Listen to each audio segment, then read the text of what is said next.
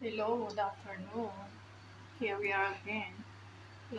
Magandang tanghali pong muli. Magandang hapon. Alas 2 na ba? Ayan. Mag-aalas 3 na. Ayan. Start naman po ako magluto. Luluto po ako ng sabaw.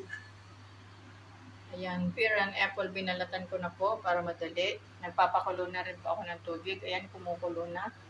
Lalagyan ko po siya ng white fungus. Ayan. Sweet and bitter almond, mulberry seed, tsaka dried figs, at tsaka orange skin. Ayan. Nahugasan na po lahat yan.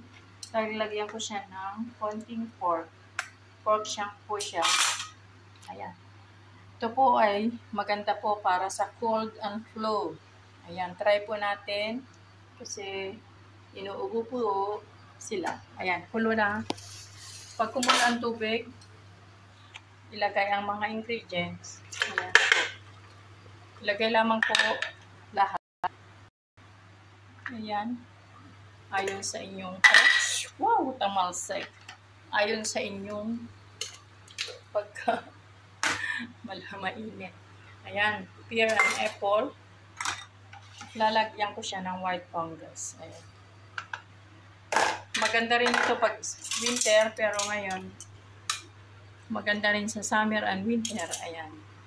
Nalagay ko na po siya lahat. At ito yung mulberry. Nalagay ko mamaya after pag kumulo na po siya. Kasi mamumulay siya masyado. Ayan ang aking soup for today. Pear and apple soup for cold and flu. Try po natin. Ayan. Bless po.